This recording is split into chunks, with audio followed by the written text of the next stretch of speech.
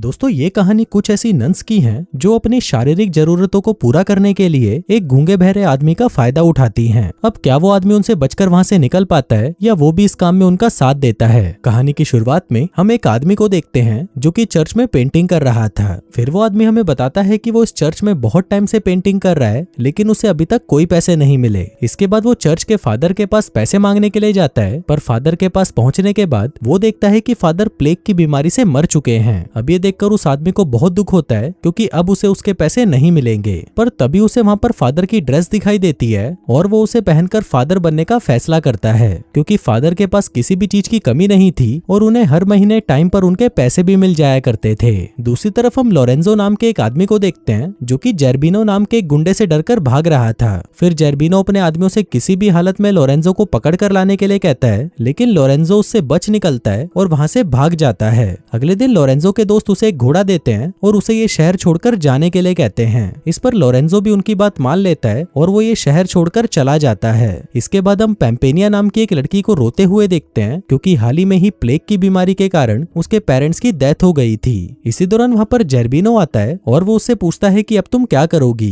तुम्हारे तो पेरेंट्स भी मर चुके हैं और अब तुम्हारे पास जाने के लिए कोई जगह नहीं, इससे अच्छा है कि तुम मुझसे शादी ही कर लो। इस पर पेम्पेनिया उसे कहती है कि जल्दी ही रशिया का राजा थॉमस यहाँ पर आने वाला है और मैं उससे ही शादी करूंगी। अभी सुनकर जेर्बिनो उसे कहता है कि तुम्हारे बाप ने मुझसे बहुत सारे पैसे उधार लिए थे और अब उनके मरने के बाद तुम्हारी सारी संपत्ति मेरी हो चुकी है और अगर तुम इसे बचाना चाहती हो तो तुम्हें मुझसे शादी करनी होगी। इसके बाद हम लोरेंजो को भागते हुए देखते हैं क्योंकि उसके पीछे जेर्बिनो के गुंडे पड़े हुए थे। तभी उसे वहाँ पर एक आदमी दिखाई देता है जो कि एक गूंगे बहरे आदमी को कहीं ले जा रहा था। फिर वो आदमी लोरेंजो को बताता है कि वो पास ही में ही एक माली का काम करता था पर अब उसने वो काम छोड़ दिया है। अब ये सुनकर लोरेंजो सोचता है कि वो भी गूंगा बहरा बनकर वहाँ पर माली के काम के लिए जाएगा तो शायद उसे वो काम मिल सकता है और इससे वो जेर्बिनो के आदमियों से भी बच सकता है। इसके बाद वो एक पेड़ पर चढ़ जाता है और जेर्बिनो के लोग वहाँ से आगे निकल जाते हैं, पर तभी अचानक पेड़ की डाली टूट जाती है और लोरेंजो नीचे गिरकर बेहोश हो जाता है। फिर थोड़ी देर बाद वहाँ पर कुछ नन्स आती हैं और उसे उठाकर चर्च में ले जाती हैं। आगे दो नन्स लोरेंजो को बेहोश देखकर उसे छूने लगती हैं, पर तभी लोरेंजो उठ जाता है, लेकिन वो नन्स को कुछ नहीं कहता क्योंकि वो इस चीज को एंजॉय कर रहा था। इसी दौरान वहाँ पर नन्स की हेड आ जाती है और उन दोनों से कहती है कि ये आदमी गूंगा बहरा है। वो बताती है कि इसको काम की जरूरत है इसलिए हम इसे यहाँ पर माली के काम पर रख लेते हैं। आगे जब लोरेंजो नहा रहा था तभी दो नन्स उसके पास आती हैं और उसके साथ नहाने लगती हैं। अब ये देखकर हम व्यूवर्स को पता चलता है कि इन नन्स को गूंगा बहरा आदमी ही क्यों चाहिए था,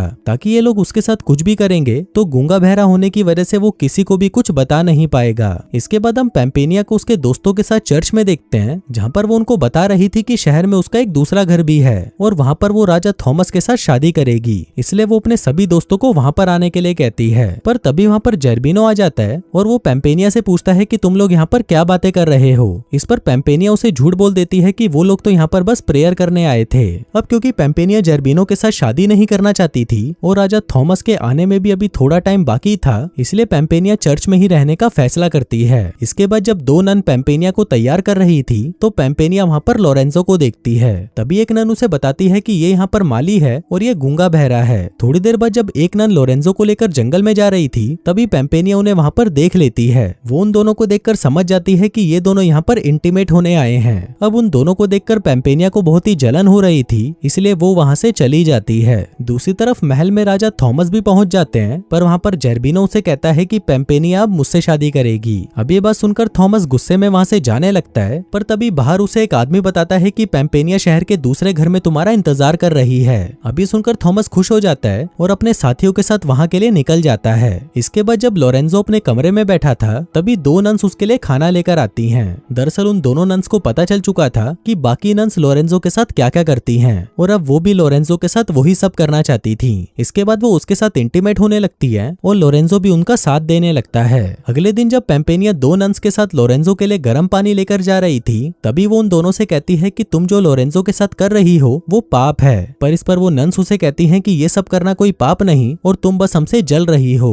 अब इससे पेम्पेनिया को बहुत गुस्सा आ जाता है और वो गर्म पानी सीधा लोरेंजो के सर पर डाल देती है और ये देखकर हम व्यूवर्स को पता चलता है कि पेम्पेनिया अब लोरेंजो को पसंद करने लगी थी।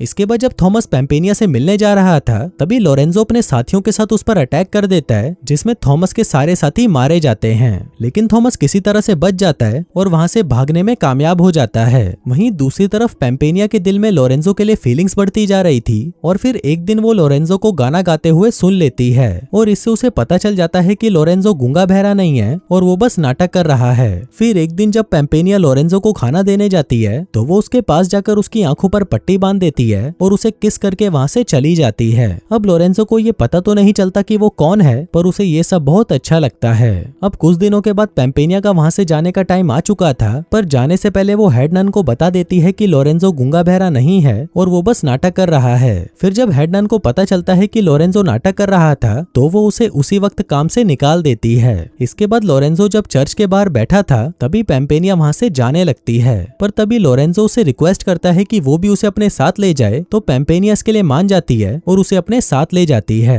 दूसरी तरफ हम थॉमस को देखते हैं जो कि झील के अंदर एक लड़की को देखता है जो कि बहुत ज्यादा खूबसूरत थी। फिर वो उससे बात करने लगता है और उसे बताता है कि वो पेम्पेनिया नाम की एक लड़की से शादी करने जा रहा है। अब ये सुनकर उस लड़की के मन में भी लालच आ जाता है और वो उसे झूठ कह देती है कि मैं ही पेम्पेनिया हूँ। दरअसल वो लड़की एक राजा से शादी करना चाहती थी ताकि वो अपनी बाकी की जिंदगी मजे से निकाल सके। अब क्योंकि थॉमस ने भी पेम्पेनिया को कभी नहीं देखा था इसलिए वो उस लड़की की बात मान लेता है और उसे वो लड़की भी बहुत पसंद आ जाती है। वहीं दूसरी तरफ पेम्पेनिया और लोरेंजो पेम्पेनिया के घर पहुंच जाते हैं। आगे जब वो दोनों बातें कर रहे थे तब लोरेंजो उसे बताता है कि मैं उस लड़की से बहुत प्यार करता हूँ जिसने उस दिन मेरी आंखों पर पट्टी बांधकर मुझे किस किया था। तभी पेम्पेनिया उसे कहती है कि अब तुम उस लड़की को कैसे पहचानोगे। लोरेंजो कहता है कि वो किसी भी तरह से उसे पहचान लेगा। पेम्पेनिया उसे कहती है कि अगर तुमने मुझे किस किया तो तुम उस लड़की को पहचान लोगे। फिर जब लोरेंजो पेम्पेनिया को किस करने ही वाला था कि तभी वहाँ पर जेर्बिनो अपने आदमियों के साथ आ जाता है। वो पेम्पेनिया को अपने साथ ले जाने लगता है, पर तभी लोरेंजो जेर्बिनो को अपने साथ लड़ने के लिए कहता है। आगे उन दोनों में लड़ाई होती है पर लोरेंजो जेर्बिनो के सामने टिक नहीं पाता। फिर जब जेर्बिनो उसे मारने ही वाला था कि तभी पेम्पेनिया उसे रोक देती है और उसे कहती है कि अगर जेर्बिनो को कुछ भी हुआ तो मैं तुमसे शादी नहीं करूंगी। इस पर जेर्बिनो उसे छोड़ देता है और उसे तहखाने में बंद कर देता है। अब पेम्पेनिया को लग रहा था कि जेर्बिनो उसे भी मार सकता है, इसलिए वो जेर्बिनो को उससे अभी शादी करने के लिए कहती है और साथ ही वो उसे ये भी कहती है कि शादी के बाद उसे लोरेंजो को छोड़ना होगा। अब जेर्बिनो उसकी ये शर्त मान जाता है और वो अपने दो साथियों को फादर को लाने के लिए कहता है। थोड़ी देर बाद फादर भी वहाँ पर आ जाते हैं और पेम्पेनिया उन्हें कुछ पैसे देकर कहती है कि मुझे ये शादी नहीं करनी, इसलिए आप जितना हो सके इस शादी को डिले करने की कोशिश करना।